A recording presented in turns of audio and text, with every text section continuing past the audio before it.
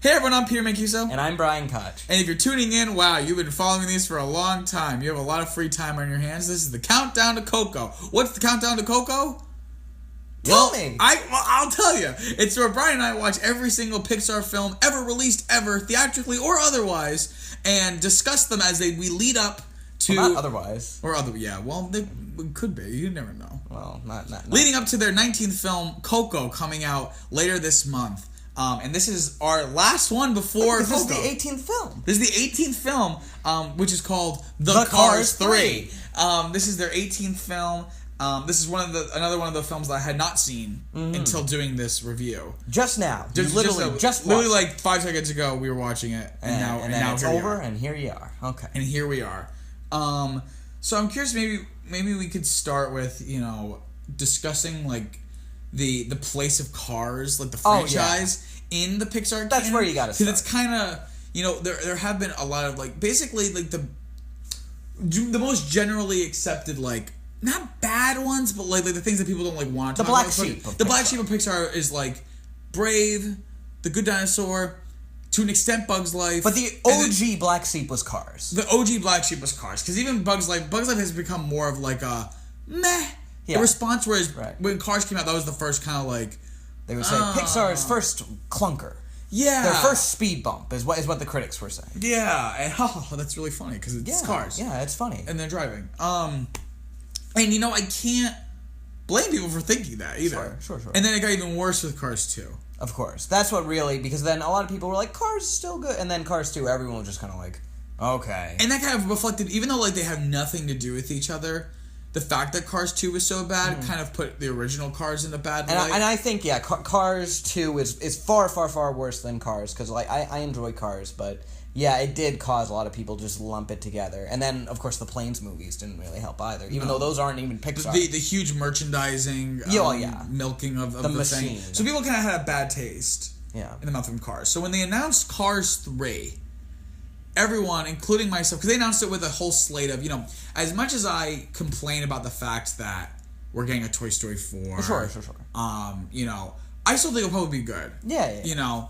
When I heard Cars 3, I was like, why? Like, none of the other two have been good. Like, I can see Toy Story being, like 3 masterpieces. Yeah. Making a 4th one, I'm like, I have personal reasons why I think they should make a 4th for But okay, sure, just make another masterpiece, and I guess I'll be happy. Whereas with Cars, it's like, why even bother? Yeah, you already put like the nail in the coffin. Yeah, and then they released out of nowhere, like a bat of hell, released the teaser for this film.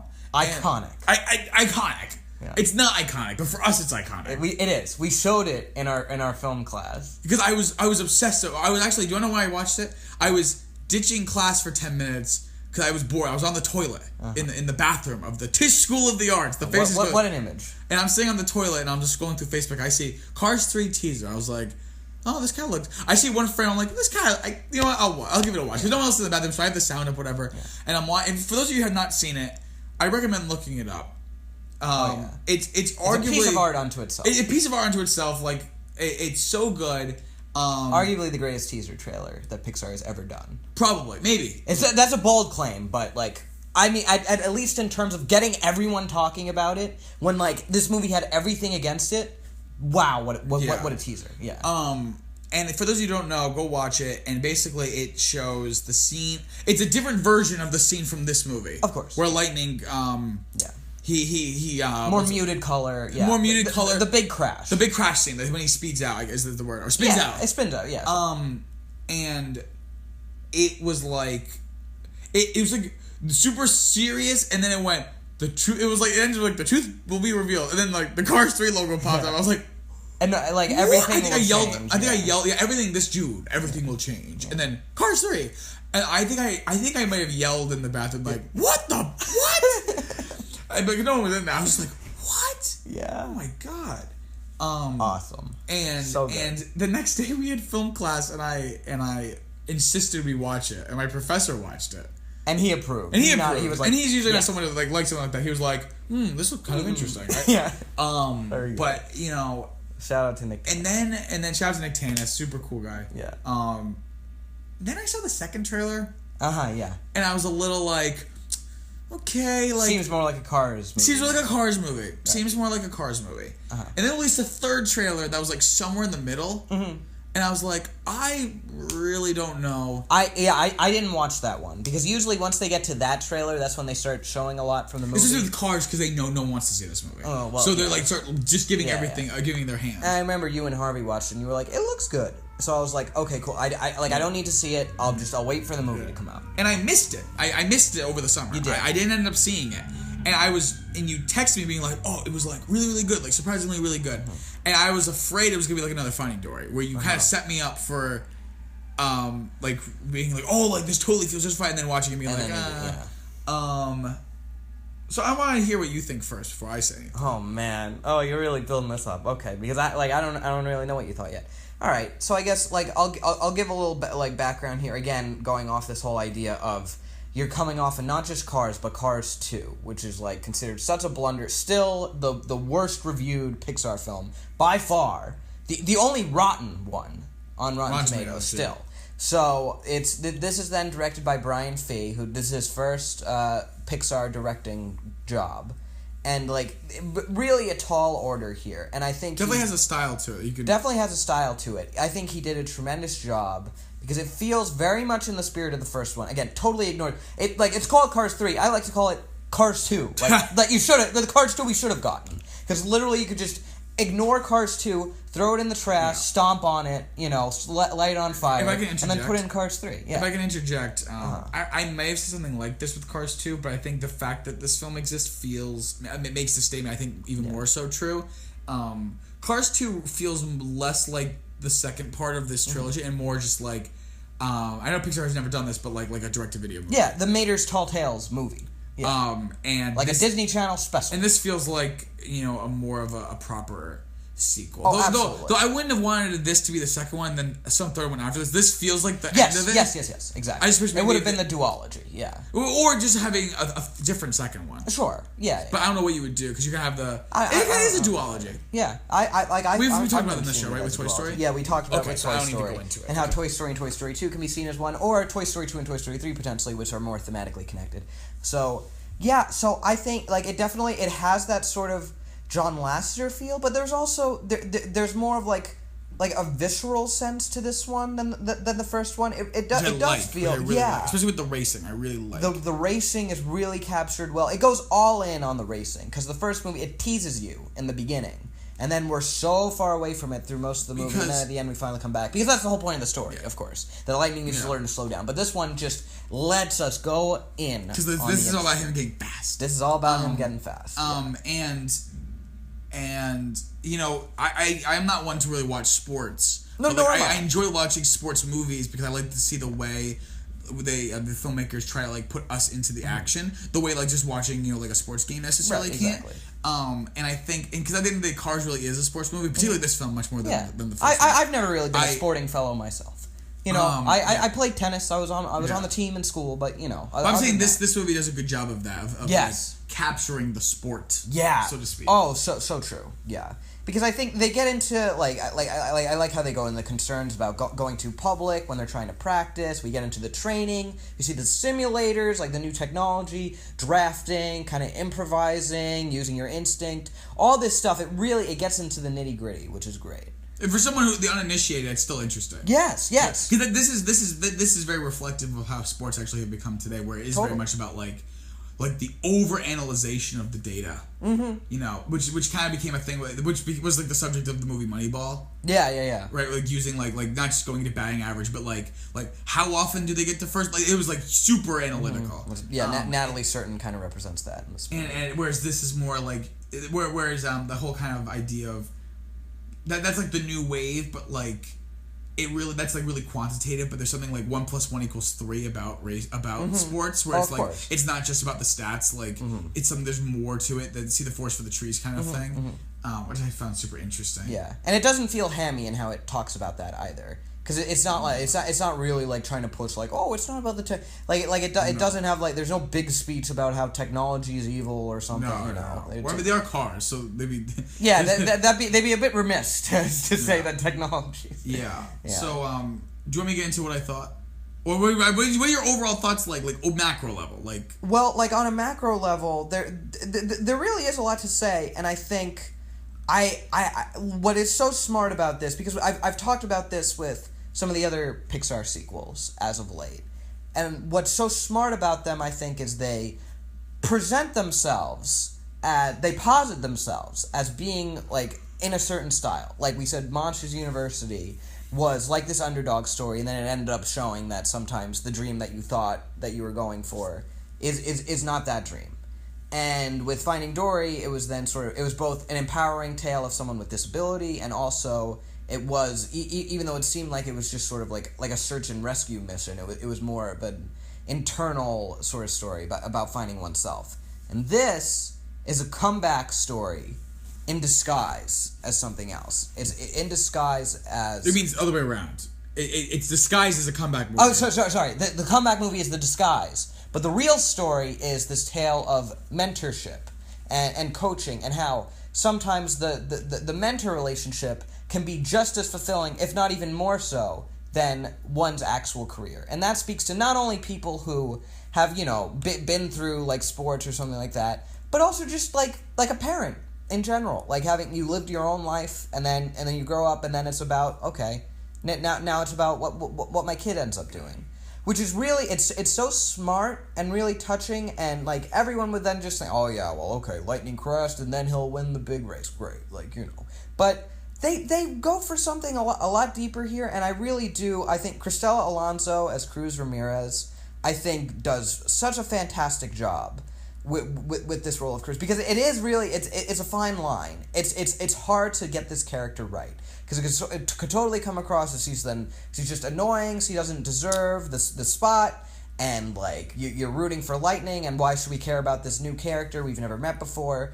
And it could feel like pandering to, like, to a female audience. But why I feel that it works is that, like, because you could even say, like, oh, Lightning hands her shot at the end. A male hands her shot. Like, that's not very empowering. But this movie really gives us a sense of just how cutthroat that the racing industry is. Because you have everyone retiring in the beginning, and you even have Lightning McQueen himself put on the chopping block, like, before he knew it. He was potentially never going to race again, too. So it's clearly hard for everyone to break through here. It's especially hard for Cruz Ramirez, who looks at the people who are racing, and no one looked like her, and she felt like she couldn't do it. And she there's that great exchange between her and Lightning when she asked, like, did you ever get that? Like, how did you feel that you could do it? And then he was just like, I just never thought that I couldn't. And Cruz, like, I wish I knew what that felt like. Which just speaks so much to the, like, of course, the notion of privilege and whatnot. And also just, ultimately, what holds her back is her own self-doubt, too. Which is a big part of, then, kind of what happens. Because it's not just about the objective barriers that are put in place for someone to enter. It is also just sort of the psychological effect of, there's no one out there. Why representation is so important. This movie touches on that. So it is so smart, and how it lets that happen, and she earns it, and she earns our sympathy, and we do really care about her, and that is key to this movie working. And even though, like, above all other characters, it's a Lightning and Cruz movie, and that is a very bold choice. But you know what? It pays off, and I think there is some more subtext I can get into about some of the other stuff that this movie addresses, but that's sort of, like, on a macro level, I think what really makes it succeed and soar. And soar. Oh. Like Lightning did in his rookie days when he would, like, when Cruz talks about, I used to watch you on TV flying through the air, like he does in the race in the beginning of the first movie. Yeah. So I think there's really, like honestly, and I know there are people, like, it's not, I think it's the second worst reviewed Pixar movie after Cars 2. It's still fresh, but I think it's in the high 60s, and I really feel like people are undervaluing it. I think it's the most underrated Pixar film, like, to date. I would say, for sure. Is that because it's so low? Because I would say Monsters University is the most underrated. But it's not. But, like, you're saying because Monsters University is still, like, in, like, the 70s. Yeah. Exactly. Oh, okay. Exactly. It's rated low, and also, like, it didn't make as much money as Monsters University, and I feel like definitely less people saw it, less people talk about it. And some of the people who did see it had an even more negative reaction than they would have to Monster University, where they'll just be like, oh, it's okay. There are people who see this and go like, eh. Or they'll think it's pandering, or they just won't care because they'll be like, oh, the Cars universe. I'm so confused about the Cars universe. How does it work? Blah, blah, blah. And it'll just be the same thing over and over. How do they have sex? I don't know. I was just thinking about that the whole movie. So there'll be that, and they'll be like, how does this tie into the Pixar theory? Whatever. So like, okay, great, good for you. But I really enjoyed it. So complete tangent for a second. Have we talked about the Pixar theory? Not on the show. Not on the show. Okay, I think it's stupid. I don't like theories like that. I think it's where cute. they can be cute, but then people try to like tell me that like they do take place in the same universe. I'm like, just be quiet. Like, there are some clever musics in it. I always knew that because they would talk about it on the DVDs, like on the Monsters Inc. DVD. I remember they showed, here are like Easter eggs, like here's where Jesse is and stuff. That's more for fun. But it's more for fun. Yeah, I just like seeing it, not to be like, oh, let me connect it and see how all the timelines work. I'm just like, hey, look, Buzz Lightyear's in Finding Nemo. That's cool. When I saw Jesse in Monsters Inc., I didn't then. Oh, they take place in the same universe. Yeah. How would Boo get her hands on a Jessie? That's what a nerd I am. I'm like, oh, how would Jessie get her? How would Boo get? Yeah, Alice should have stole it from her. Yeah. What if Alice? Maybe that's what happened. Oh my god. What if Alice her father? This took place before Toy Story 2. Oh no, we're starting our own Pixar theory right now. We gotta stop. We gotta stop. But anyway, so you see, it is fun. Anyway, back to Cars 3. Okay. In terms of what I thought. Yeah. Go ahead. Well, for starters, this goes without saying. For starters, the best Cars movie. Yes. Okay. Good. I'm glad you think that. Obviously. There are some people I talk to who are like, I think the first one's better. I'm like, no. I think this is hands down. No. Tires down. The best Cars film. And that's not, I'm not just saying that like, oh, whoa, it doesn't mean Cars that much. 2 is bad. No, it's like the best. Here's what I'll say. Cars 2 is bad. Like, actually really Of course. Terrible. Cars 1 is like mediocre at worst, good, like kind of okay at best. Okay. This movie is good. Yeah. There's a lot I really, really liked. Mm-hmm. But there was a not equal amount, but some stuff in it that I was kind of like, Okay. So why don't we talk about those first? Yeah, let's talk about that. And then we'll swoop them on a high thing. Oh, nice. Very good. You know, because I think this movie is overall net positive, and I want to end on the good stuff. Good. But there was some stuff that it is worthy to talk about. Yeah. Like, it's not something it's not like this is not a movie like Monster University. I'll say that much. Where it's like I'm very aware of there's like a lot of flaws, but the highs are so high that I forget them. Mm-hmm. The highs of this movie are really, really good, but not enough to make me forget the lows. Like I'm very aware of them. So a big thing, and in no particular order, I think parts of this movie's dealing with a lot of really interesting things. It's definitely the most mature of the It's definitely the most films. mature and really intriguing concepts. Like these ideas about retirement and you know like when are you done and like I decide when I'm done. I decide when I'm done, all this stuff. And you know like who gets to race and what Yeah. Really cool ideas.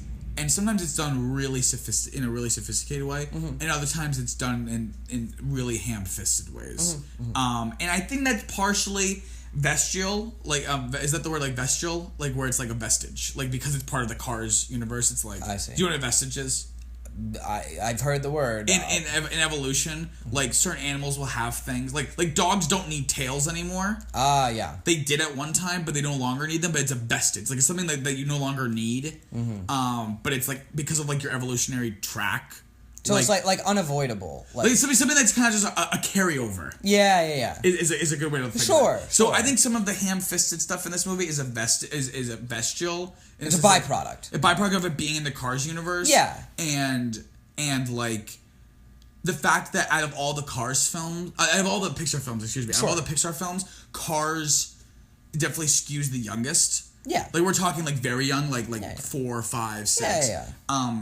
You know, there's definitely a Venn diagram with people the kids who watch the Thomas the Train and Cars, of course. Like I said, there's parts of this movie that really deal with the ideas in a sophisticated way, and then there's parts where the dialogue, like I was like rolling my eyes. I was like, what? Shut up. I think most of, at least in terms of what you were verbally responding to throughout the film, that you were getting annoyed at was all the comments of the Lightning being old, and you were like, he's not even that old. Yeah, that was annoying. Like it was like beating a dead horse. Like I already understood that that's his concern. Like he has this idea of ageism, and I get this idea that he feels insecure about like the fact he's like kind of like getting older, right? Yeah. But like every chance they could get would like be really just dumb. And I do think they say it a few too many times, although it like in my eyes it's justified enough in the sense that with Cruz, like as she puts it, it is motivation. Use that.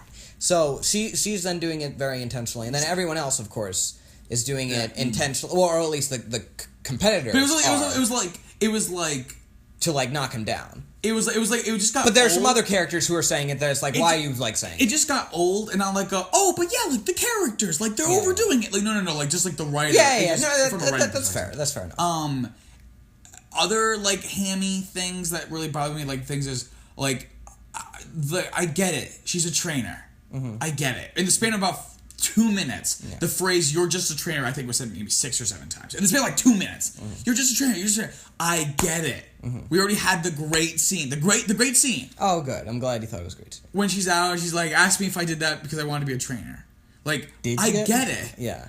And like, forget it. You're just a trainer. You'll never, like, it's like really spelling it out for me because because they understand their audience are like 6-year-olds. Mm-hmm. And they're trying to make it very clear for them. And you can just, I'm not saying any of this is unmotivated. Yeah. It's just like, you did a lot of this stuff so in such a sophisticated way that now you're doing it. Like, there was 3 writers on this. I think some of the writers, like, I can almost point to, I don't know who did what. Yeah. But I can almost feel like 3 different styles. You know what I mean? Like, you have, like, I mean, I can't think of a third one now. But, I mean, you have some scenes that are really mature and well done. And then you have scenes like, you're just a trainer, you're just a trainer. And then I guess the third thing would just be like really fun, entertaining scenes that aren't necessarily deep but work really well. Yeah, like the Demolition Derby. Yeah. And it's kind of like they all like did these different sections. Like they were all like assigned different scenes of the movie. Sure. And I know that's not exact. I'm sure. That's we're just trying to compartmentalize. Yeah. So stuff like that bothered me. Like I get it. Stop beating me over the head with this idea. But yeah, there are other things like when Smokey does show Lightning like the pictures that Doc kept and stuff, and he shows it to him after Lightning says this whole thing of like I wish I could have seen him so happy, and Smokey just kind of looks at him and then takes him to this spot, and like I think like stuff like that is done in a very subtle way. I don't think at any really important and of course the scene we just talked about with Cruz, I don't think any really significant scene is hampered by hammering it in too much. Although like they'll sometimes repeat scenes repeat lines a little bit too much. The one part that kind of I wouldn't say bothered me, but like I wouldn't know if I would call it an important scene, but after, is it Jackson Storm, like the super fast one? Storm, yeah. After he kind of goes to talk to Cruz during the last race, and Lightning's like, no, and almost can't help it. He's like too hammy of an actor. Like he's, and I think he does a really good. He does his best work. He does a really good job. Probably in anything I've seen. Yeah, he always does his best work here. Yeah. He's like, don't you get it? He's trying to. We're stuck here. Yeah, we're stuck here, Cruz. Yeah, don't you get it? We're forgotten. Yeah, okay. Yeah, but like, that part is a little, He's like, you're getting into his head. Yeah. And I forget what he says. He starts saying some other stuff after that where I'm like, oh, you get it? Sure. Like, but he's being a trainer. On paper, it's fine. It's just like the plot point. Yeah. I can see that. It's a little cheesy what he says, but like it's fine. Even stuff like when he rolls out in like the fabulous Lightning McQueen getup, Cruz even knocks down with saying, "Wow, subtle." Yeah. This movie has like a self-awareness to it that even when it seems like it's being like just a bit obvious, it'll counter that, and I'll be like, oh wow, this movie is actually like a lot smarter than you'd think it would be. Yeah. I really have to say. So yeah. A couple other things I didn't like about this, no particular order or number. I'm not sure. Like I'm just saying them. As not a huge fan of the way the race ends. In what sense? In the sense of Cruz using Doc Hudson's like move? No, I like that once it ends. I don't like the fact that Lightning's going to keep racing. Oh, okay. I would have liked to see him make the sacrifice, or just realize come to when you tell me a story about a character learning to come to terms with the fact that he won't be able to race much longer. Mm-hmm. I want to see typically I want to see him become okay with the fact he can't race anymore. Sure. But in this, he's like, well, I'm gonna do both. It's not like in High School Musical 3. When he's like, I chose basketball, basketball, but I also chose theater. It's like, no, I mean, in that movie it works. But I mean, the point being, it's like no, it doesn't. But okay, but it's because High School Musical 3 purports to be a lot more serious than the other two. You see, the way I describe High School Musical 3 is it's the best one, which is why it's the worst one. Yeah, that's actually High Schoal Musical 2 is the worst one, which is why it's the best one. Yeah, you're right. Yeah, you're actually right. But like I didn't like that. I didn't like that he's able to race. Because it was a little dumb. I get it, I guess, but it's a little dumb. Like, it's like, wait, why is my name up there? Well, you've started the race, and you both won. I think I see two scenarios for the ending. Because they kind of try to do both. One scenario, Lightning, halfway through, lets Cruz, but there's no rule that lets he also wins. Like, she wins, or just lets her do it from the beginning. Yeah, okay.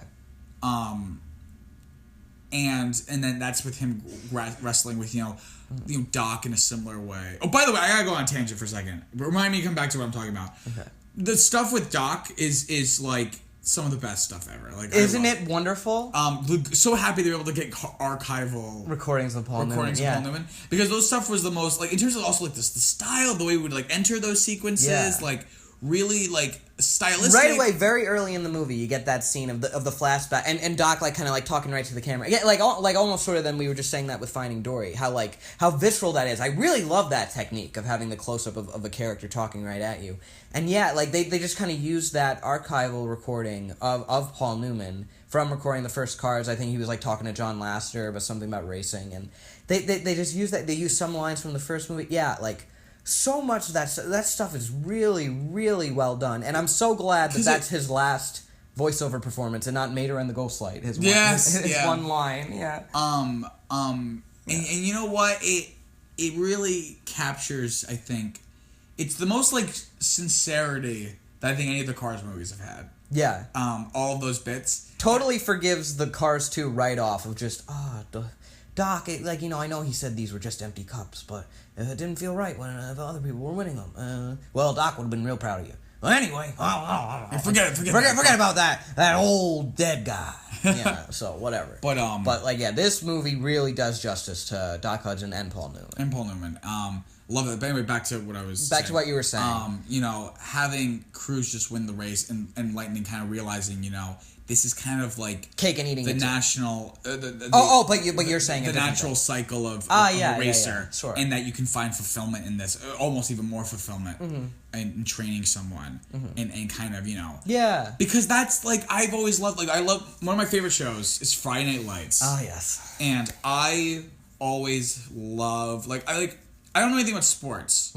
And this may be why I want to be a teacher. Maybe like I would like to be a teacher. I love like the idea of a coach. Yeah. I love the idea of a coach, and I love stories about coaches. Which is why I love Friday Night Lights, because the main character is coached, and he's like the best coach ever. Because he'll go to their house if he knows like something's wrong, and like talk to them about like we're gonna work this out. And I think it's a great story. And I just wish they made a sports movie that was actually just about like real people. But this is good enough, I guess. Because it does feel very parental, as I said before, and I think that's what's so smart, because we say about how a lot of the best Pixar films are dealing with parenthood in some way. And this gets at a unique take on that. You would think by now they would run out of like fresh angles on this, but yeah, the mentor sort of like take is really smart. Yeah.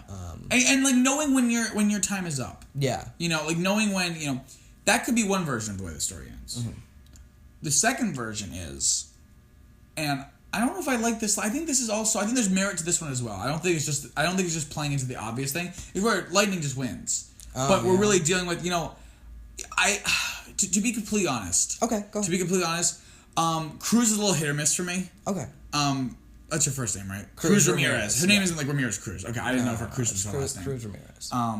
I don't know if that was her last name, and they were like calling her Cruz. It took you a little while to warm up to her, I remember. You were like, you say this annoying? You were like, she's the female Mater. And I was like, Peter, don't you dare say that. No, well, she's not as bad as Mater, but there's parts of the movie she was a little obnoxious. I'm not a huge fan of the vocal performance. I don't think there's anything wrong with the writing, particularly. I think she's a little obnoxious. She's always at like an 8 or a 9, like oh yeah, and I get it, even if it's the character. At a certain point, you can still be obnoxious as the character, but me like you.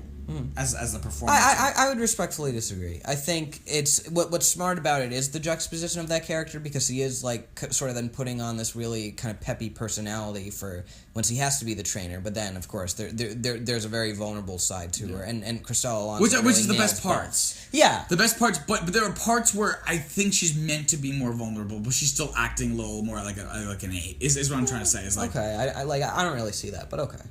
Like there were scenes like the only scene where I really felt like there was like a lot of like truth in the performance was like the great scene where she's like tell me ask me if I did all this stuff. A lot of that is inspired by Crystal Alonso's like kind of real life experience. That was kind of written into Is she the a racer film. Or? Not a racer, but just in terms of like being in the industry as like an actress, you know. Yeah. It's like sort of translated into the DNA of Cruise. Yeah. Because originally they didn't necessarily have this whole mentorship angle at first, and then they found it over the course of, you know. They figure out the way the Pixar works is they'll start these movies and they'll always they say they suck when we start, and then we figure out how to make it good. Not over always. The years. But, well, not always. But that's what they you know, their philosophy is. That's what they. It's like a student who like says, "I always write my papers the night before." Yeah, they're always good, but like they're not always good. Except in the case of Pixar, they write their papers 5 years in advance and then make sure they're good. Yeah, spend a long time on them. Yeah. But yeah, so sometimes she's a little hit or miss for me, but okay. I don't necessarily know. Like, I think her character, and again, maybe you can't do this because it's again the audience and the vestiges of being a Cars film. Yeah. But I think I maybe would find her character more interesting. Like, I don't. And then again, I don't know what the story would be. Yeah, you know, maybe then it wouldn't have this great idea of mentorship. But in a world where Lightning McQueen wins this race by himself, we have just had this really interesting character, this tragic character of like, I was never able to do it. But I'm gonna help you do it. Like, do you know what I mean?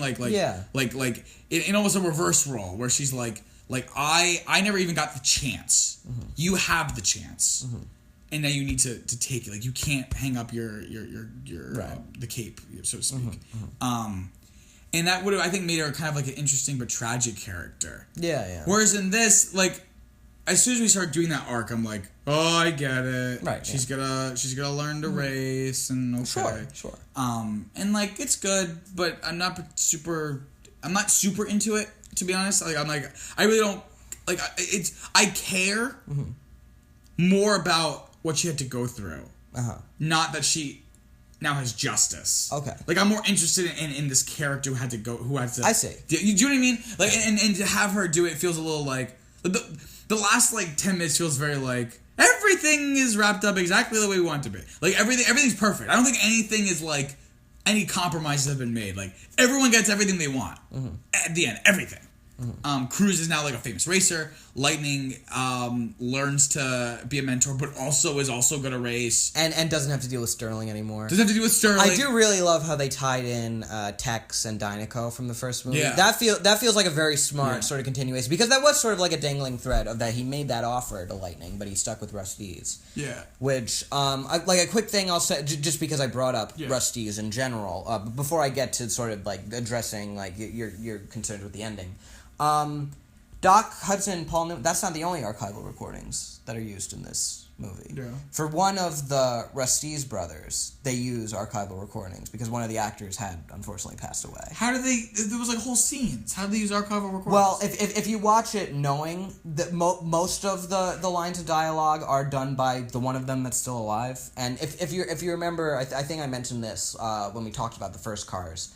What those two guys are known for is they did this sort of like podcast for NPR on the radio, Car Talk, for like years and years, and you know, and that's where the catchphrase was, oh, don't drive like my brother, oh, don't drive like my brother, and so then one of them had unfortunately passed away, so they used archival recordings for that one, and very seamlessly woven in. Again, I think speaks to just how much passion and respect really went into this movie, not just in terms of like it's respecting the original Cars film, which like not too many people necessarily do, but it really feels like these are people who care, and also respecting the character of Doc and Paul Newman, and then even these like seemingly very ancillary characters of the Rusty sponsors of Dusty and Rusty, and yeah, like that's really I got to tip my hat off to Brian Fee and the whole team on that, because it feels so earnest and sincere. Yeah.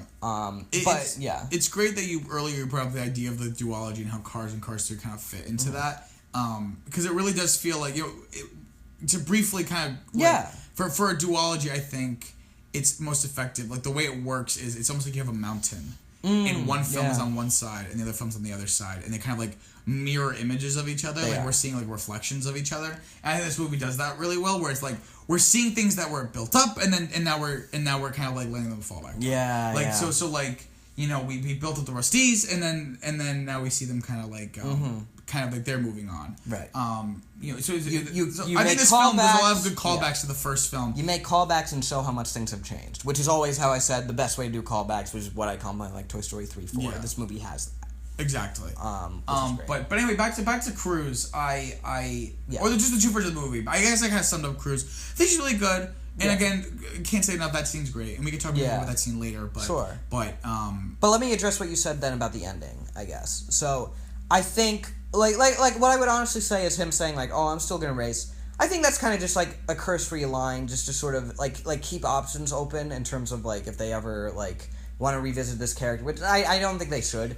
But like what really the movie sells itself as the focus and the point is the fact that his focus is now going to be mentoring Cruz, because the very last frame is it shows then the picture of him and Doc, and then him and Cruz, and he's then in the place that then Doc was. Sure. And it is like it's showing that that's really what it was. If they really like, I swear, even if they wanted to do another movie that like in this world, which like as I just said, I do not think is necessary, because this feels like such a satisfying conclusion.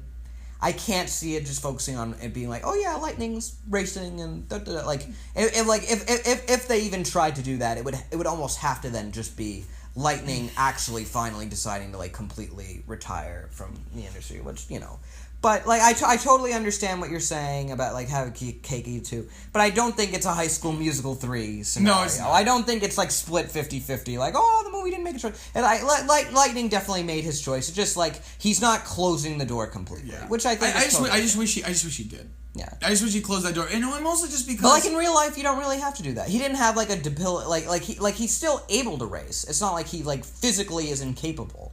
So, like, he doesn't have to give it up. It doesn't have to be, like, as much as I would like it to be, like very then sort of tragic and serious and consequential. That would just be aping Doc's story. If he were to just get hurt. Which Sally does allude to that early on. Like, you have another chance, Doc didn't. But I would just love to see him just retire because he knows he's done. Yeah. I would like to see him accept that, I am too old. Mm-hmm. I couldn't win the race. And I had to pass the torch, but I'm okay with that. I think that's fair to say. That's fair. I'm trying to think of other things that I didn't. Well, I can spoon feed you one if you can. If I don't of what? I think I didn't like. Like Mater in parts of this. Oh my god. The first half, I think, with Mater is no, every part with Mater. No, I don't think every part, and I'll go toe to toe with you on this, because I think early on, like Mater. Well, let's say this right off the bat. Mater is definitely not used very much in this movie. There is a long stretch where we don't see him whatsoever. I was nervous too because like he was actually used quite a bit.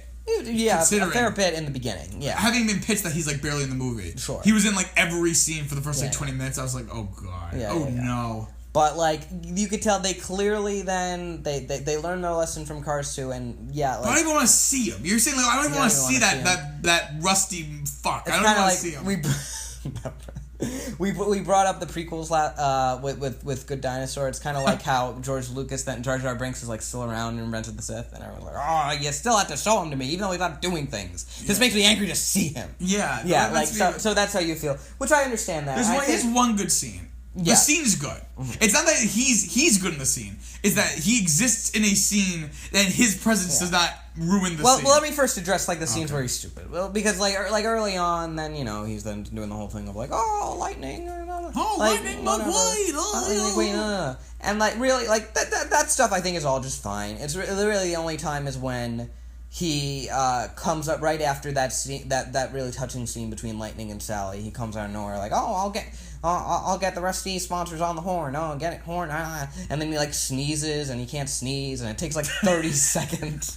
And I'm just like, why? You could literally have just deleted this. It's taking forever. This is taking forever. That I think is the one time that wasn't it preceded by like a great dock scene? Yeah, that it was the great dock scene, and then the great scene with Sally, and then Mater, and I'm like, oh man, like you almost had it. It's like trying to like I don't even know. It's like trying to see like a little kid like walk for the first time. It's like they almost have it, and then they fall. Like, and then they fall and like bang their head. You know what it was? Is that they're sitting there writing, the three of them, and two of them like one writes the dock scene, one writes the scene with Sally, and then someone goes.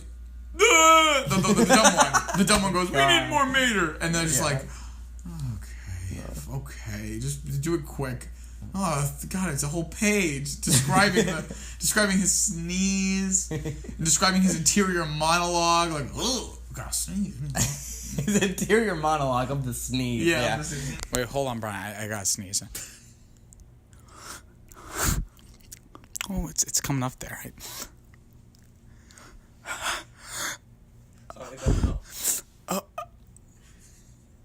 Hey, oh no, it passed.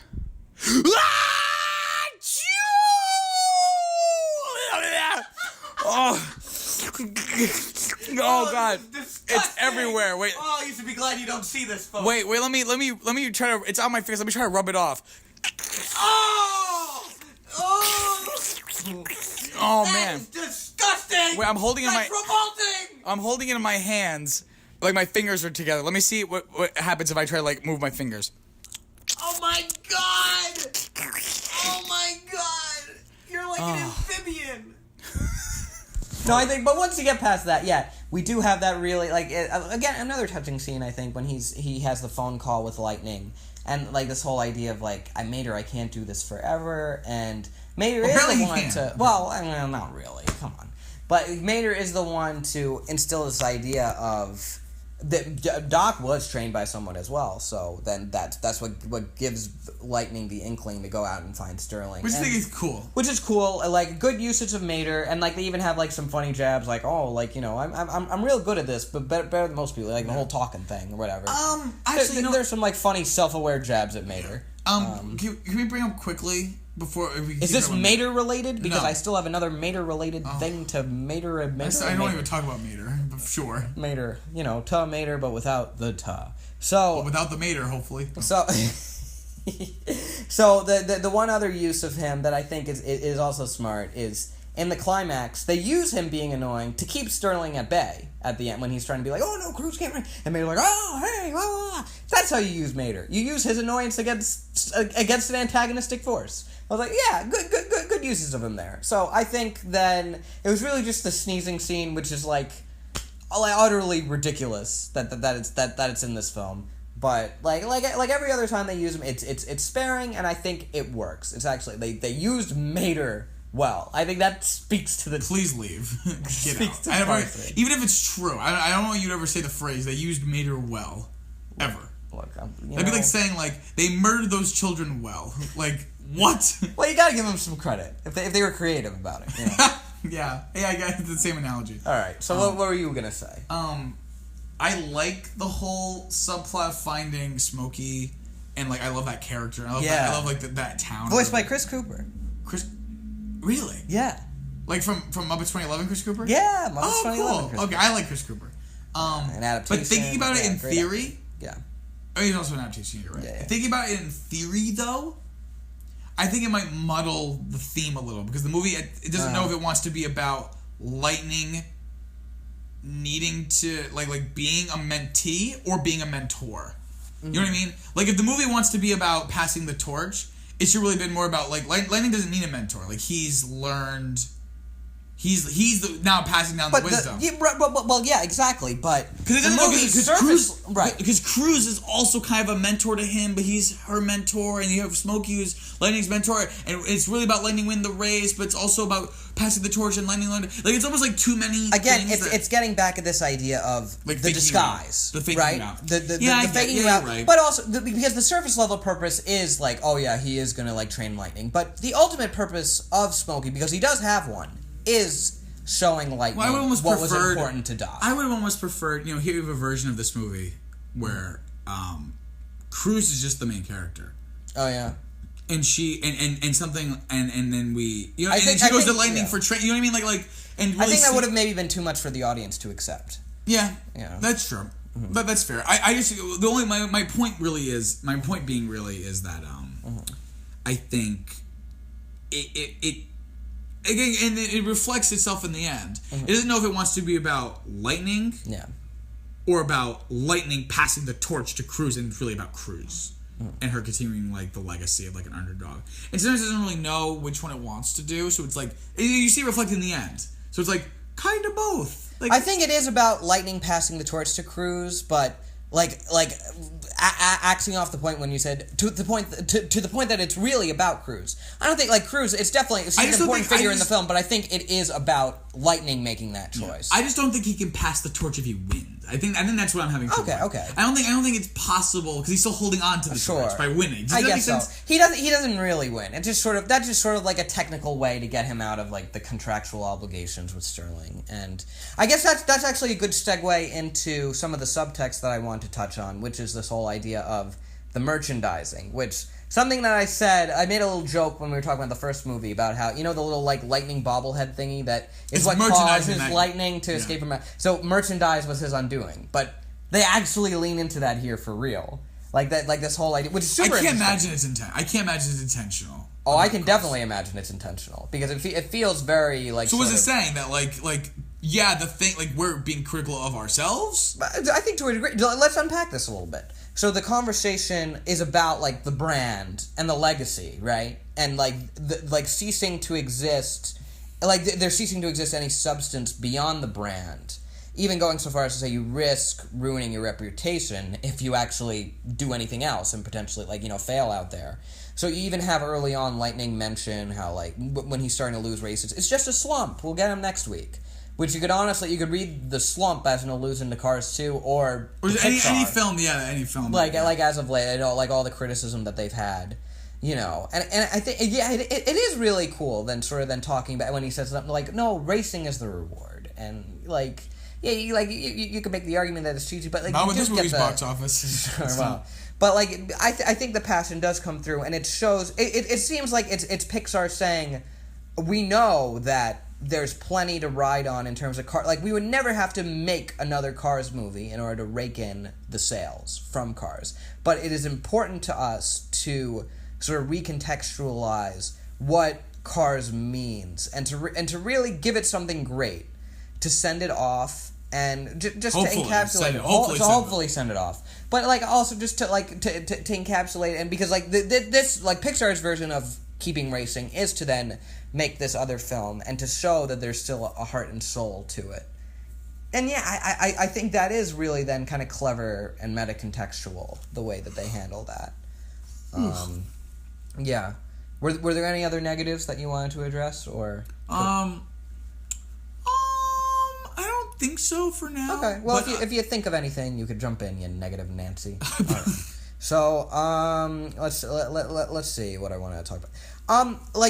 Because we were mentioning Doc before, I think in many ways, like the best scenes are like you have then that scene with Cruz, in which she talks about how like of course like she didn't see anyone that looked like her, and realizing like she could because it does like we sort of then talked about that already. So I'll kind of then shift gears. Sorry, that was not intentional. I swear to God. I know it wasn't. Yeah. Well, a little like mini you in your head is dancing right now. I'm so happy he did by accident. Well, not just mini me. Oh God, he's dancing. Yeah. So, but this whole idea of like, do you think that like I got up early to then get the tickets and like to go see races because I wanted to be a trainer? Lightning being like, Yeah, did you? No. Like, just really, again, getting at sort of kind of like Monsters University, this notion of settling for something else, but that not always being the case of like finding then something satisfying outside of what then you maybe wanted to do. And then this really was settling in a negative way, because it was like her holding herself back based on the conception and the preconceptions just sort of like of the industry itself, forcing themselves onto her. And it is really then sort of touching, and I think it is relatable for a lot of people. I won't say it's hammy. Okay. I understand what it's trying to do, and it's not as hammy. No, this is a question. I'm asking a question. Yeah. Like I get the what's the word? What the phrase like they didn't look like me is supposed to mean. Mm-hmm. I get it. Yeah. But like, what is it supposed to mean in the movie? Mm-hmm. Like, what she says is that they were bigger, they were stronger, they were more confident. But she's like the same. She looks like the same size as them all. Yeah, but like, so I don't get that.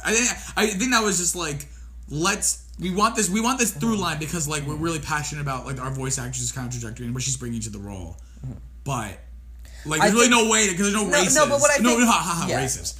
Like there's no like race. Oh my god, I'm gonna slam my head. There's no ethnicity, it seems, in the Cars universe in terms of physically. But what I think works about is that what it ultimately becomes about is that she's concerned with their level of confidence, which is something that she doesn't then have in herself. And then Lightning, of course, has an overwhelming. Yeah. So it's not like a great analogy for race, though. It's not really a great analogy for like ethnicity. No. But that sort of confidence speaks directly to this notion of privilege, to which that's definitely sort of speaking to a racial. This seems more about talent than like that.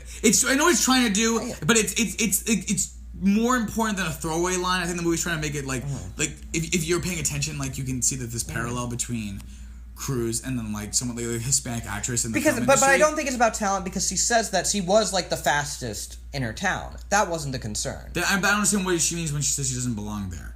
On what grounds she doesn't belong there? She's the same size as all of them, so I don't buy that. Like, I get just sort of the attitude they give off, and that she doesn't feel like she's part of that culture that's being fostered. Because if it was a human movie, she would, because of the way she's not white or whatever, what have you. Mm-hmm. But there's none of that, so the movie's doing it but not doing it. So my question is, well, what is it? Mm-hmm. She's like, just this feeling like she doesn't belong. Well, why didn't she feel like she belonged? Again, the attitude, the overwhelmingly the confidence. But why doesn't she have the confidence? But because it's not just the confidence, it's the fact that she has then a chip on her shoulder coming into the field. Why? She is female, and they don't like really like overtly say that. They have that one other car that's like sort of the older racer that's talking about how then they wouldn't let like a woman race, and that she had to like steal a number. So it's a gender thing. But like you could make, like you could say it's a gender thing. Like you could say like in like sort of indirectly it's a minority thing. But like I wish they focus on it a little more, because they don't really talk about it. Right. But the way they contextualize it so that it could speak to anyone, and like is this like whole then idea of seeing someone out there that doesn't seem to have any doubt in themselves, and they don't have any doubt in themselves just because they were in a place of privilege that they would have never had to. What's that? But I don't. You keep using that word. What privilege does Lightning McQueen have? The fact he just like believes in himself is privilege. Like I don't really. I understand what you're getting at. I don't think that's the word. I don't think privilege is the word. I think that is the word. It's just there's no like there's a certain like you were saying, what was that word you brought up earlier about like the byproduct? What was your fancy word? The vestige. Yeah. Is that really a byproduct? I think that you know something left over that you don't need anymore. Yeah, sort of. Like I think like you could make the argument that is sort of then speaking to the inherent limitations of the Cars world, but I think the allegory totally works, and even if it's not able to then directly embed that into its objective DNA in terms of what the movie is like on a surface level, it is still getting at this idea of Cruz then didn't have a confidence in herself, and there are other people out there that just do. And like there's just sort of a psychological disconnect there. That some people believe in themselves and some people need more of a push. Well, that's a privilege with like lowercase p. But so you're using it more like just textbook definition, or you mean like capital P? People have a privilege and they need to be aware of their privilege and like check it. Like, do you know what I mean? Is that what you're trying to say? Well, I'm saying on the surface level, you could say it's just like sort of just like a lowercase, you know. Because I don't see the capital P. I don't see like what does Lightning need to check? Like he needs to check himself because it's like it's harming people like Cruz. Like that's what I don't get with this whole term. You keep using this word privilege. I think it's a game. I think it's a matter of semantics. Like I know what you mean, but I don't think privilege is the word because privilege like it's not fair to McQueen that he believes in himself. No, I'm not saying that he. But that's what that word means though. Is this in this modern connotation? No. But Peter, saying that someone is privileged is not to say that they can't then experience any success and that they're doing the wrong thing all of the time.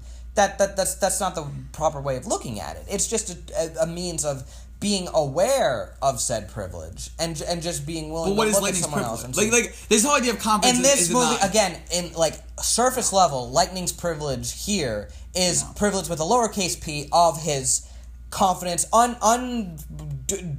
undoubting confidence in himself. That's what it is. But then the allegory, of course, is then clear, and then we're able to then assess that. But yeah, so that's what I would say about it. Does that make sense? Yeah, sure. I just think it's dumb. All right. Not what you said, but just like this, what the movie like. Okay. Just if it's about race, make it about race. Right. If it's about ethnicity, just make it about this. All right, sure, but these movies aren't just for kids. Is what I go back to. It's like it's like is it? Well, why can't it be? If it's not just for kids, because then I'll say that you go, oh no, that's so appealing, which animation for kids is not. Like, well, then why don't they do that? Well, I think it is clear that because I didn't realize she was Hispanic. If you didn't tell me, like, I guess her name is Cruz Ramirez, so I guess, but like, there's nothing really about it. Cristela Alonso, she was the first Latina woman to create, produce, write, and star in her own U.S. network show. So there's definitely a lot in terms of. Like it was a show based on her. I think it was just called Cristela. It was on ABC.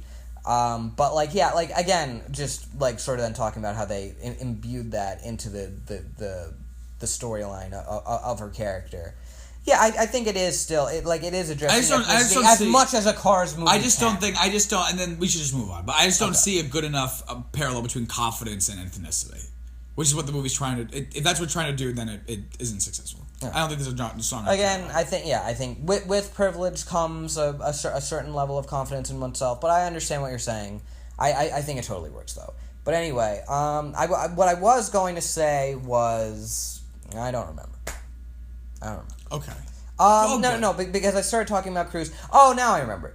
My other favorite sort of scene is not just the crash, which was featured in the trailer, but the whole aftermath of it, in which he watches the doctor, just wordlessly taking. I love that video. I love that video. How we then see, because we knew that was something that happened. It was talked about in the first Cars. We saw the little newspaper article that was framed on the wall, and he wordlessly watches it and just sort of just the sadness in Lightning's eyes as he's taking it in, and you see Doc like unable to move and just utterly defeated, and he's afraid is this gonna be me? And then turns and sees. But this could have been me. Yeah, and that great then camera move over to and then fading into then the ghost of Doc then repeating the lines from the first one. There was a lot left in me. Oh, so good, so good. It's really that all the Doc stuff is like. The best stuff in any of the Cars. Because when we were watching that scene, and our roommate Nathan was also then watching along with us, that was the point at which you get, because I was always talking about, this is a really good movie, and then you guys were like, oh, that was great. Oh, okay. I was like, yeah, you see? There you go. That's probably the best part of the movie. It really is stellar. I was so impressed by that. Another thing that I think is awesome is the Randy Newman score. I think it really it's both able to capture the sort of then the grand sense of the legacy, but also just the more subtler longing and wistfulness, and it feels it reminds me of the Toy Story scores and how you feel a little westerny. A little westerny, big and triumphant in the right moments, and he uses some good recurring themes from the original Cars, because of course he didn't do Cars 2. That was Michael Giacchino.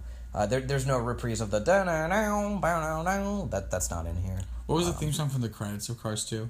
Collision of Worlds. Yeah. So, but I think Randy Newman did a really good job sort of then coming back, because this was his first. Actually, he did Monsters University, which that has then a great score. A great score. It's a great score. Yeah, distinct feel from Monsters Inc., which is really then kind of smart that they're able to do that.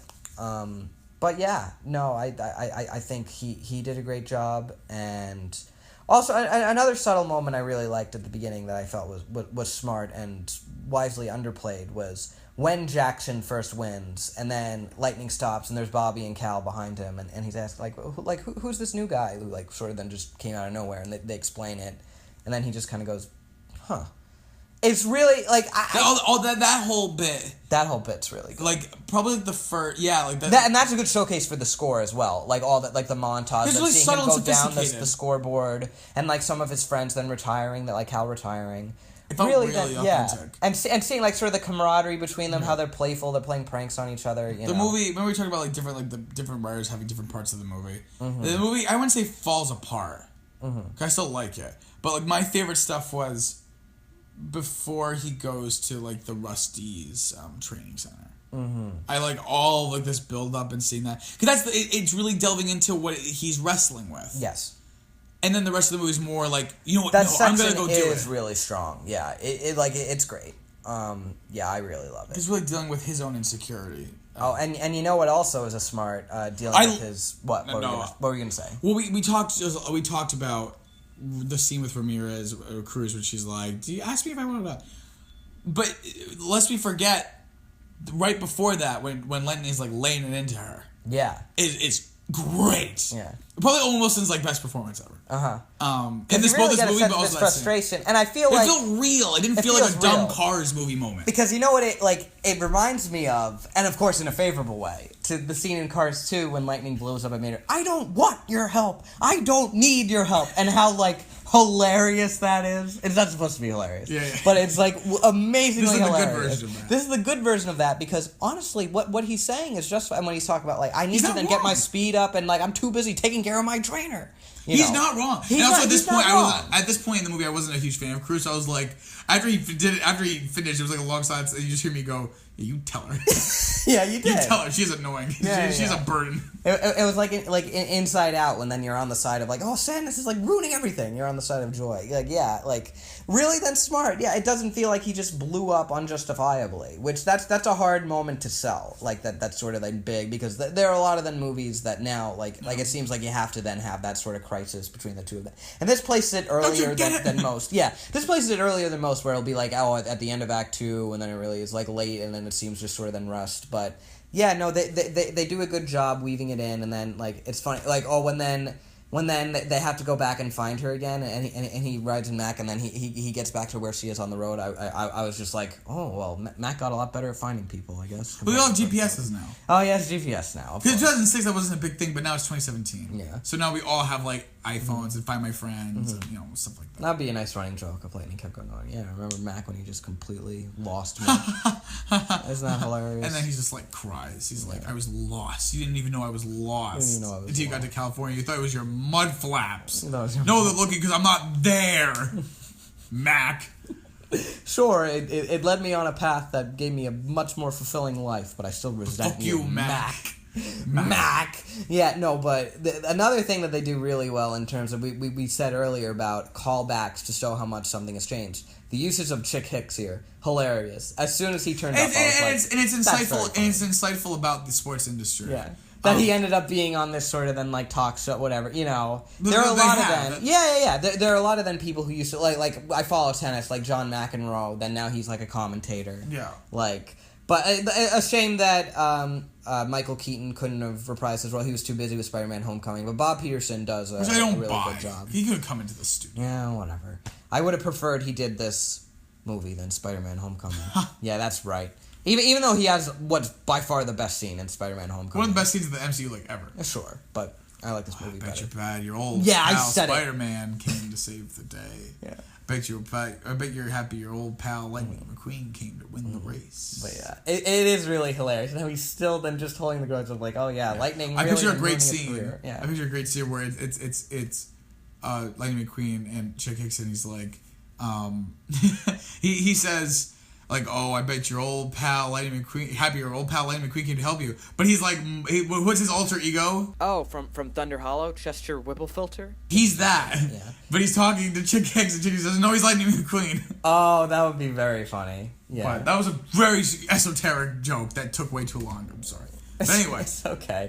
No, but I really, it's, what's so funny about it as well is that Lightning and Chick are never, like, actually in the same scene in this movie. Which just, like, further, like, shows, like, how ridiculous it is that, like, Chick is still holding on to this grudge. I also really love the point in which then they're saying, like, how low his percentage is of winning, and Chick starts saying, wow, I thought his career was unfailing before, and then he just turns off the TV right in the middle of his life. That's really a good moment. Another really funny part, completely like isolated moment that's hilarious is when, like, after then he like sort of then crashes on the simulator and then he's waiting to go into Sterling's office and there's that oh my goes, god, that's you're all washed up, McQueen. What? Said the floor is all washed up and clean. Hilarious, so funny. I think really, this movie has like you're all washed up, McQueen. It doesn't really go for comedy that often because it plays the whole sports movie thing like straight a lot. Mater's so funny. Shut up. But like when it does like have these little comedic moments, it is very it's funny. But yeah, like another thing, getting back at sort of, you know how we said very early on, since we're nearing the end of the countdown to Coco, this is the next will be Coco. The penultimate episode. In the first episode when we were talking about Toy Story and this whole initial conversation of animation, 2D versus 3D, right? What do you lose if then like it's one thing or the other? I talked about the sense of scale, but something I was remiss to not mention was lighting. And this movie, I think, has some utterly fantastic lighting. And like the Demolition Derby, or when they're like racing at night, and you have that great, like whole then scene of then like they turn their headlights off and oh my god, some good gaff gorgeous work. Yeah, gaff. Oh my god, really fantastic. Yeah, like so. I guess one like other thing I could say which is like something of a negative, I suppose. It could have been interesting to see Jackson Storm fleshed out a bit more. To see that, because of course it is kind of then like, oh, he's the new rookie onto the scene that's like conceited like Lightning McQueen once was, except he is totally sallow. But like, it's not like one of the best parts of the movie when he says, I'm so excited to beat you, and he went, "Did you mean?" And it kind of started off as a dumb Cars moment where they had to over-explain like the joke to the kids, like, "Wait, did you say meet me or beat me?" And then he just like pauses and goes, "I think you heard. I think you heard what I said." I literally was like, what? Oh my god. You say meet or beat. That's become like a running joke with my friends. We'll just say that so much. Did you say meet or beat? Did you say meat or beat? Yeah, it's really funny. I said beat my meat. Beat. I should have said that. That's inappropriate. I said eat. No, like, yeah, it's hilarious. But like, you know, they do still give dimension to the younger generation through Cruise. I remember early on a lot of people were like, oh, is this going to be like an anti-millennial movie? Like, no. Like, it's not. Like, stop it. I'm offended. No, like, yeah. Like projectile vomits. Like in the movie theater. Like on some, like a family, like a young family. There's like some 22-year-old like kid sitting there going like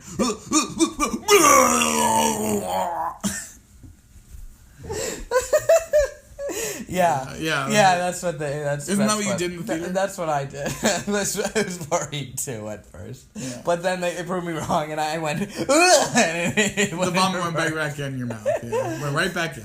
And the parents were even more confounded. Like there's that, and also like.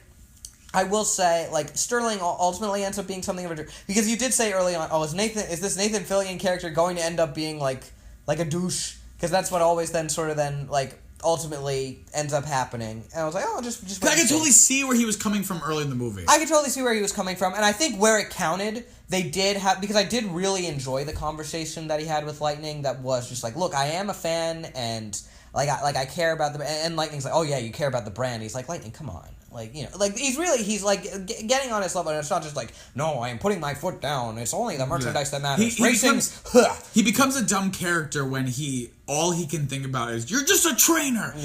Like, if that had been such a big deal for him, I wish they had set that up. It's like in Star Wars, in The Force Awakens, like, why is suddenly, like the word scavenger has never even been said in a Star Wars film, and suddenly it's, like, one of the worst things that a person can it's be. like a discriminatory thing, you could say. Yeah, but I will say, when you watch it again, they are then sort of then smart about how early on, when Lightning is waiting to go into Sterling's office, you could see, like, Sterling and Crew sort of then arguing through the door.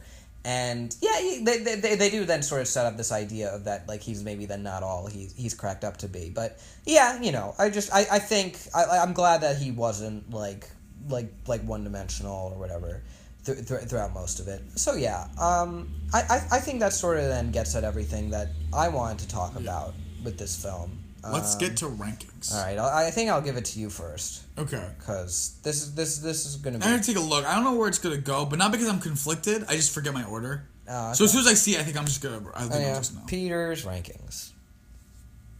They grow all the more confusing every episode. Oh, you raised your eyebrow. To talk about something in the movie or something as I look. Okay. Yeah. No, I think there really is such a poignancy to just the themes of mentorship that they explore in the film. And I know you said earlier about how you think, like, oh, then it could have been good if then Lightning and... But I really don't think there's a satisfying way this could have ended that was just, oh, Lightning winning. I think there maybe even were some people that just went like, oh, this was supposed to be the big comeback from McQueen, and then he did... No, like, instead they gave something a lot smarter and more unique and more true to the character that showed progression and made it feel more definitive and feel more like a resolution to this series. And I really do have to give them props for that. And I think that is so much more mature and sophisticated.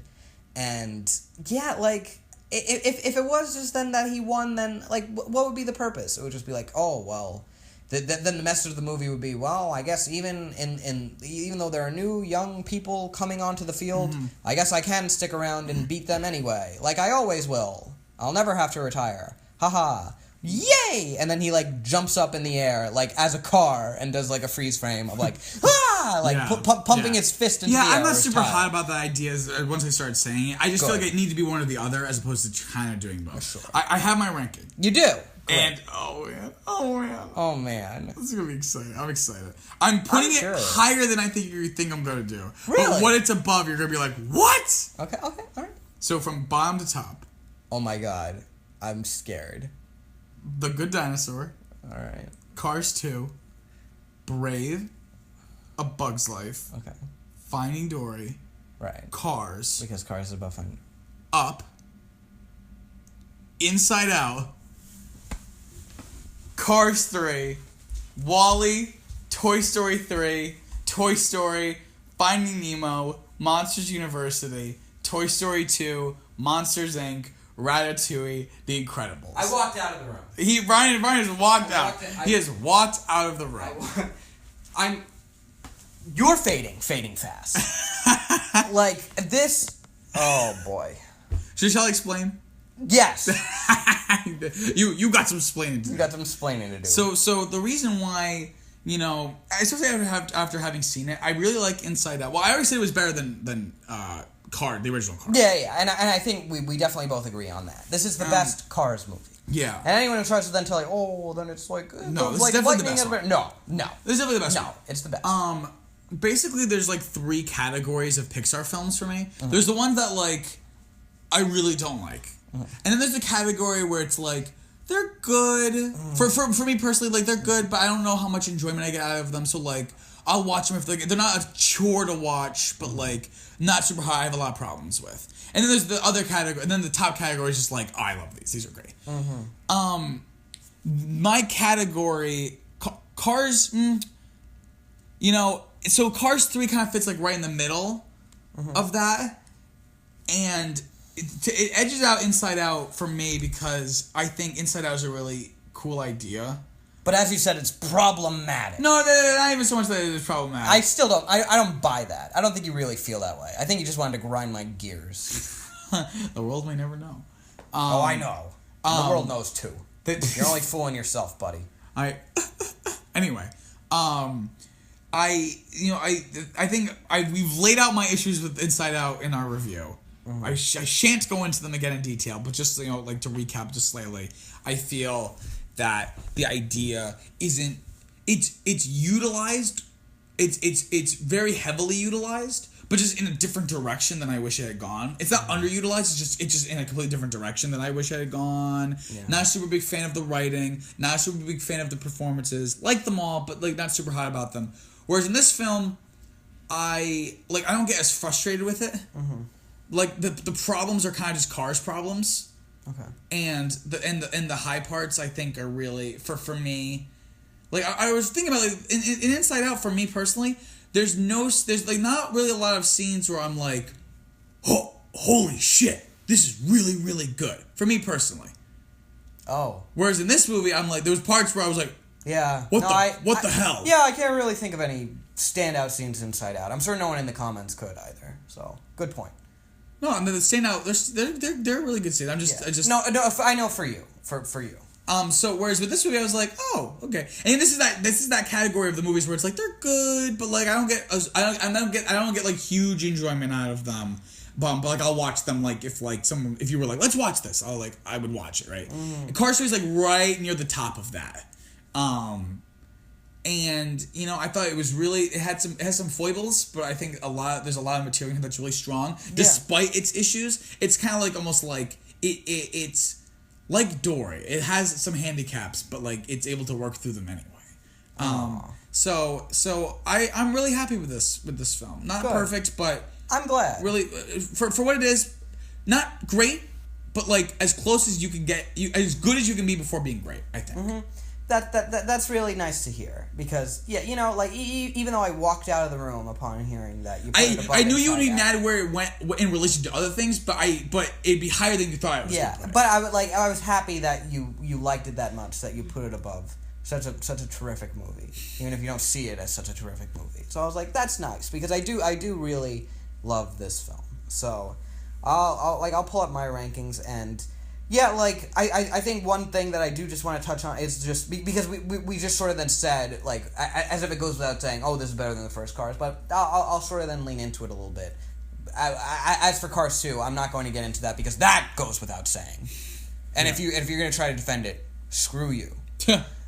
So Cars, okay, then you then have, I guess you could argue, a fuller arc for McQueen, because he goes through such a dramatic change.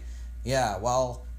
he's not really then he has then some moments that then are funny, but he is really then kind of an actual learning to not be an asshole is not really a good arc. Yeah, even if it's something that you see quite often. What you don't see very often is this whole idea of, oh, actually, I'm not going to, that maybe my career is over and I'm going to have to then move on and start helping someone else kind of then cross the starting line. That is very, very fresh, and just everything about the stuff. Think about the tractor tipping and the farting and all the and all the and Doc. Who says Cars is better than this? I don't buy it. I mean, I don't read up on this because I have a life, but I don't. But I know, I think the AV Club, which is I love reading. They did a comprehensive ranking of all the Cars movies with the Planes movies, and they put Cars above Cars 3, and I was like, I really disagree. Because I think that this is so much more mature and sophisticated, both in terms of its themes and its style, and I think the performances are better, and I think its priorities are better. Because Doc and Sally are really then underutilized in the first Cars, and of course then Sally then can't have then too much to do in this film, but they do give her a really then great scene as much as they can. The monster movie lighting, really love what you do. It's really then fun. Gotta love Bonnie Hunt. That's still in the Pixar movies, and yeah, with Doc they really they do him such a service, and that's great. So yeah, it's above Cars. So then what's above Cars in my list is I'll go from bottom to top of what I have that I'm working with. The Danger Zone, Brave, Cars 2, The Good Dinosaur. Out of the Danger Zone. A Bug's Life, Cars, Monsters, Inc., Monster University, Ratatouille, WALL-E, Finding Dory, Up, Finding Nemo, The Incredibles, Inside Out, Toy Story, Toy Story 2, Toy Story 3. I don't think anyone is going to understand what you just said. All right, well, that's fine. But that's okay. We don't need to hear it. Yeah, it's fine. They could play it in slow mo if they need to. like in the first Cars when they're rewatching the three-way tie and they played in slow. Three-way tongue, so to speak. Three-way tongue. Yeah, exactly. It was a tongue twister, just like the with McQueen. So yeah, so it is above Cars. like, jeez, I will feel so guilty about putting something else above the Monsters movies, especially Monsters Inc., because I do really love Monsters Inc. So it's just like the question. You think this will go above Monsters University? Well, I hold on. I'm not making any decisions just yet. I'm not making any decisions just yet. I decide when I'm done. I decide when I'm done. But like, there is such really great material in this, and like, yeah, there are a few like clunkers of jokes, and like sometimes. Well, let me ask you 2 questions. Okay. And try to answer them one at a time. Yes. What film has higher highs, and what film has lower lows? I think that's your answer. Yeah. So, using that using those answers to inform you. I would honestly say that Cars 3 has higher highs. Really? Than Monsters Inc. Forget Monsters Inc. Oh, okay. I'm talking about more Monsters University. Monsters University. I think you can't break them up. Like you can put something in the middle, but I think you're leaning towards at least. Like I think when you're debating it, I think. What are you? Are you debating? With Monsters University, I think does have some higher highs, but I think it also has some lower lows. Honestly. Really? Yeah. Some stuff like I think it feels more like there's a whole set of characters. We talked about like Uzma Cap, and like yeah, we like them, but they're ultimately not like this movie is very focused on that. Yeah, like it does like carry over than some characters, of course. But none are really then sort of then sub to the forefront. It's very centralized of here is then Lightning and Cruz and yeah, like Luigi and Guido are sort of then along for the adventure, and then Sally's here for all time. But like yeah, it's really it's Lightning and Cruz and Doc, the memory of Doc. So I feel like it's more concentrated than Monsters University. In a lot of ways, but of course, like there's stuff with the again, like I really like can't say enough how that is some of the best Pixar stuff. But and I just want to interject. Go ahead. For all the haters out there who think we're giving Monsters like we're exaggerating Monsters University's worth. Yeah. Like since we've watched that one, I think we've brought up the lake scene or the third one Monsters University like. Almost every episode that we do. I just want to point that out. Yeah. It is like I do mean that. I'm not being hyperbolic. Because I think maybe you or maybe someone we were telling about this like thought it was crazy for me to say that that's like some of the best Pixar stuff. Oh ever. No, it wasn't me. But it was like because I agree with you. Because like it clearly keeps coming up. Yeah. You know, but anyhow. It does. It is very much in the conversation, and I think that yeah, like sort of with Monsters University, I have to like make a lot of excuses for it. I think with the like stuff like yeah, there's the Randall stuff, but there's also just sort of like it then seems like then sort of generic, and when it's doing the whole underdog storyline, but then it triumphs over that in that it is then ultimately a subversion, so sort of all is forgiven. But what I would say with Cars 3 is that while it does do that subversion of, it's actually not then a comeback narrative. When it was then being that, it was really engaging and good and didn't feel like it was just generic. You know, so I think that would be enough for me to put it over Monsters University. So I think it's cleared over that. So then we have Ratatouille, WALL-E, Finding Dory, and that gets really really then difficult. Cars 3 better than Ratatouille. I don't know if it could get any higher. This is your ranking, but I can't foresee a scenario. Mm-hmm. I mean, granted, I did put Cars 3 up above Inside Out, and for you, that must be like insane. That's true. But I can't see a scenario where this is better than Ratatouille. Mm-hmm. Yeah, no, Ratatouille definitely has. I'm thinking about like that ego scene, the whole then how wonderful that is. Yeah, and like I can still though say the same thing of that Cars 3. I think I could say this in general, just that Cars 3 feels, I don't want to necessarily say minimalist, but like in terms of just using like all the prominent characters that it had, like it does so really well. Whereas then Ratatouille, of course, has the whole thing with Remy's family, and then like the other who I like, by the way. Well, yeah. Again, not to say like bad characters or anything. We like them. It's just it's sort of then it feels like a little like ancillary and like could have then been more to the core of the point of the film. Yeah, no, I do like no. For me, I honestly do have to really think about it. It's not just an easy like question of like is it Cars 3 or 2 reviews in a row? You've taken like 20 minutes. I'm so sorry. It took me what, like 10 seconds? Yeah, well, you know what? I have to really then... I have to think about it. It matters. It matters. It matters so much. And I know you already then... You made one choice that you still regret to this day between Finding Nemo and Toy Story, right? Yeah. You still regret it. Yeah. So I know that might be my one switch. Yeah. That we'll do. Because I think at the end we're gonna be able to move one movie. To anywhere on the list if we want. That's what we're gonna do. After we see Coco, we're allowed to make any one movie can move.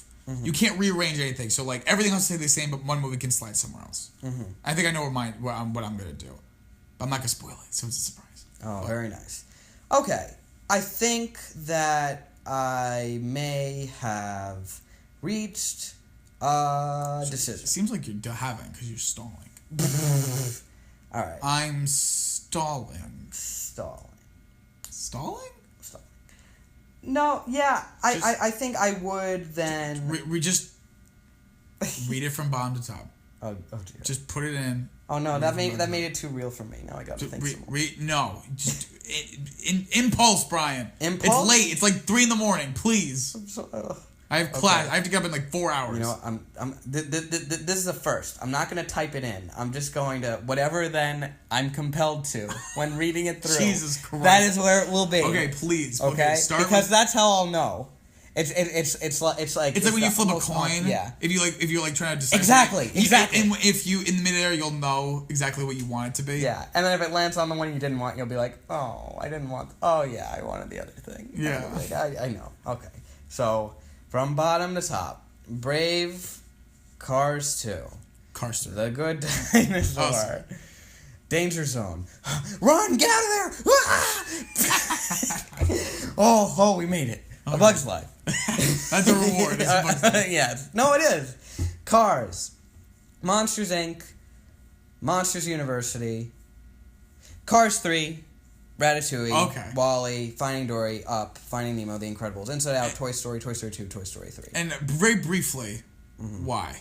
So I already said then why I would put it above Monsters Universe. It seemed like you were going to go above Ratatouille. I was really thinking about it. I think it's very close. But, you know, Ratatouille then, it is then sort of, I do admire it very much. What?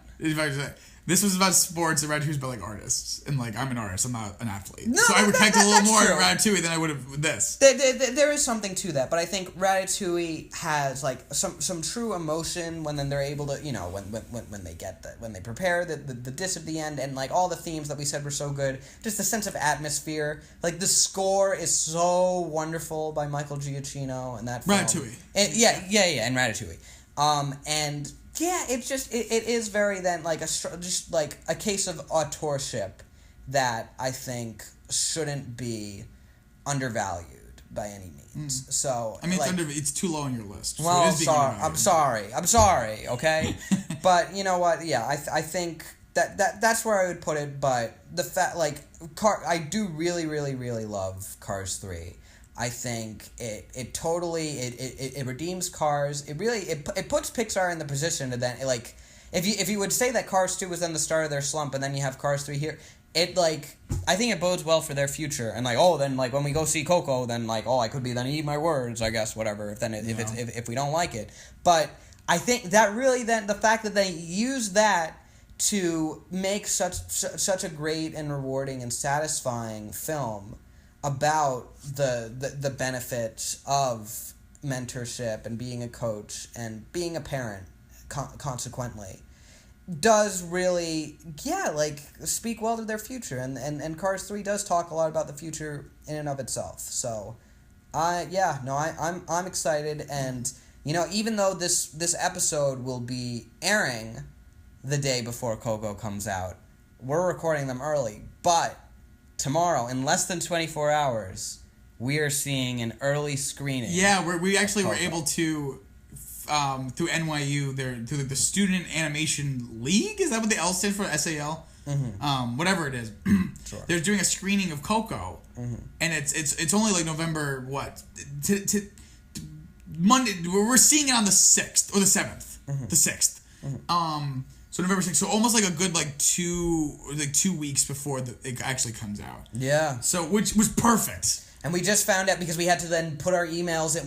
We got the confirmation email that, yes, we will, in fact, have secured seats because we did it quickly enough. Because we were worried that we weren't going to be able to... We were worried that we wouldn't, and we'd be so disappointed. We would do the lead up, and then we would just have to post the Coco review like a week or so because later. we did The Good Dinosaur, Finding Dory, Cars 3 all in a row. Because we knew, like, we were spreading them out because we thought that we would be seeing Coco, like, Thanksgiving with the rest of you commoners.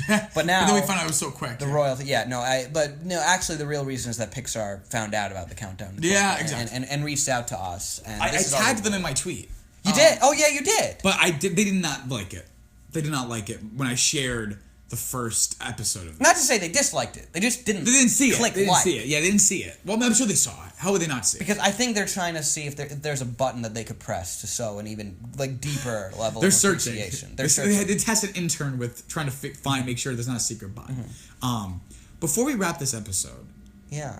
So you can say no, and it'll just be an anticlimactic ending. If I introduce it. Okay. Should we talk a little bit about Coco before we do a little bit about? So you're getting a little extra taste of in this Cars 3 review because this was the countdown to Coco. I think it's only fair.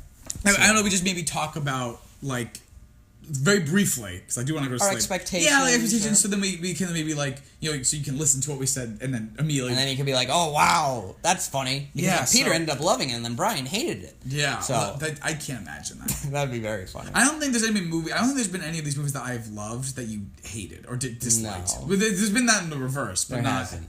Outside of Pixar, yes, but yeah. No, but with Coco, I'm very interested to see. I think the biggest thing. And I'm very interested to see how it does financially. Because they have not, in my opinion, even if you like the trailers they've put out, because I think they've gotten better. Mm-hmm. Yeah, I agree. But even so, no buzz around this movie. And they're really pushing Olaf's Frozen Adventure. So if you don't know, instead of a short, literally, instead of a Pixar short, it's like a tradition. We're watching Olaf's Frozen Adventure. I don't know if we're seeing it with ours. Oh, no. Because it's a special screen. I don't know if we're seeing Olaf's Frozen Adventure. Oh, you see a single tear roll down my cheek. The movie itself is only 75 minutes long. No.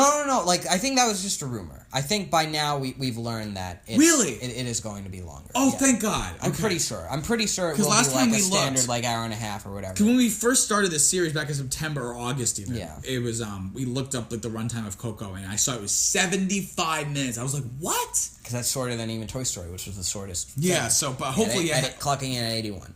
So... But I'm very interested to see how it does financially, because they're releasing on the Olaf's Wednesday... Frozen Adventure got its own full trailer in front of Cars 3, in addition to, Coco getting its own full trailer. Yeah. Which I was just like, come on.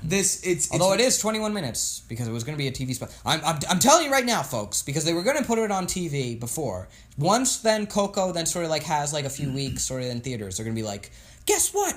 Surprise! Olaf's Frozen Adventure will be airing on ABC. It's a Christmas miracle.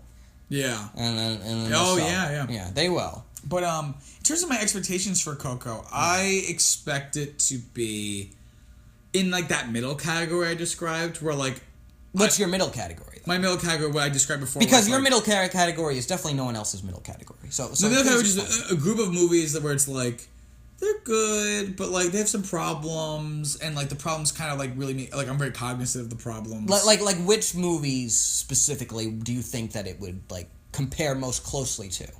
Based off of what I based off of your of my rankings, WALL-E, Up, Inside Out. If it's at that, I'll be very happy if it's at that level. Yeah. But also kind of Cars. Oh, okay. And you know what I mean? The first Cars. Yeah. So I kind of imagine it that, but I'm holding out for an upset where it's kind of a Monster University, just out of nowhere. I'm like, wow, that was really, really cool. But of course, we have to remember the last Thanksgiving Pixar film, which was The Good Dinosaur. But hey, I mean, Thanksgiving, that used to be their time, Yeah. Toy Story November, A Bug's Life November, Toy Story 2 November, Monsters Inc. November, Incredibles November. I was kind of not super into the aesthetic of the film, it's the skeleton civilization. I'm tired of seeing the civilization.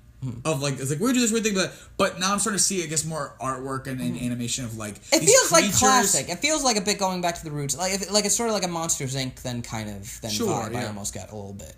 Sure. Which is really then nice. So I'm holding out for a pleasant surprise. Yeah. But I don't know. Yeah, I'm really intrigued because it is Lee Unkrich's second Pixar film after Toy Story 3, which is, of course, my favorite Pixar movie. Your favorite film. And my favorite movie compared ever. to everything. And my favorite thing to have ever existed. Even yourself? Oh, not even top 10. The only value in yourself existing is that you get to experience Cars. Excuse me, not Cars 3, Toy Story 3. Well, Cars 3. Well, yeah. No, Cars 3 is above myself. But yeah. No, with Coco, so what's really then sort of interesting is because then Toy Story 3 definitely then does deal with this idea of death and how, like, constantly, because you have then this whole idea of, like, it's about purgatory, and they're constantly in the place with then, you have, like Andy's toy box, waiting forever, potentially in the daycare, waiting forever, and then the incinerator, the ultimate, like, potential of then what will happen to them. Really then dealing with those things, and then of course now they'll really rise to the surface because it's literally the Day of the Dead, and sort of getting at the whole then idea of, like, sort of like you see this in the trailer of, if then no one out in the real world remembers you anymore, you'll fade from existence, which I think that's a compelling, very like idea that feels like it could come across very Pixar. Is it the part that I groaned at? That's the part that you groaned at, but the part that you were like, oh, that seems interesting, is when it was like, we have to get out by midnight. You were like, oh, that's cool. I was like, what? That's the stupid thing. You dumb idiot. I don't even really remember that. Yeah. I just remember he's just like, we need to get out, and like, they're just skeletons. Yeah, no, but like, they're skeletons. So. I also really I like when we see Miguel sort of then, like, kind of looking at the song on the TV and then playing it along himself. Like that gave me a bit of a Wall-E vibe, just sort of then like when Wall-E was then looking at the Hello Dolly live action, and just sort of like the joy, the passion is, or even then Remy watching Gusteau on TV. It feels like it could be sort of then like a Ratatouille while you're up, in the sense that it is this really artistic idea that feels very fresh and unique and different. Still has like sort of that classic Pixar DNA in it, but like, yeah, it will be then this sort of then compelling new foray into something, and like potentially then have some flaws along the way, but really be like a strong artistic achievement that'll turn some heads in the industry. That's what I'm hoping for, and I'll be really curious, because it is less than 24 hours for us to then have finally seen it. But yet, no, Lee Unkrich, I remember having followed him on Twitter for a very long time. For a while, he wanted to do, for every day of production on Coco, share some sort of image or something from it. And I think like someone like higher up told him, oh, you can't do that because, like, the rights or whatever. But that was like, he's been working on it since having finished Toy Story 3. So this really is a long time coming in terms of me anticipating it. So I'm very excited. We'll find out. I don't know. It's probably obvious, but it's just because it's just some Hispanic word that, like, oh, it's a movie about the Mexican Day of the Dead, so we'll just call it Coco. People, it's because they're crazy. It's Coco. Like, they're Coco. Oh, like, they're going crazy. They're going crazy having a party. I hope that's not what it is. Well, I mean, it is, like, we do know that the whole then point of the Day of the Dead is, because we talked about this in my Spanish class, it's a celebration. It's not about like mourning. It's not spooky. Celebrating their life. So I think Coco will definitely then lean into that. Yeah. But yeah, we'll see. We'll find out. We'll find out when we find out. Because the countdown the countdown has concluded. Well, not until we sit down. Not until we sit down and Coco begins. Well, no, because the countdown ends with 0. No, I guess so. So this is still part of the countdown. Oh. It's just 0. It's just liftoff. Yeah, I guess the next review will be Coco analysis, countdown to Coco. Yeah, it's because it's part of the series. Great. All right. Well, thanks everyone for listening. This is a little bittersweet. This is our last one, watching on our nice 4K television. Yeah, very nice. Well, tune in tomorrow for the last installment of the Countdown to Coco, where Brian and I are going to watch Pixar's 19th theatrically released film, The Coco. See you guys. Bye.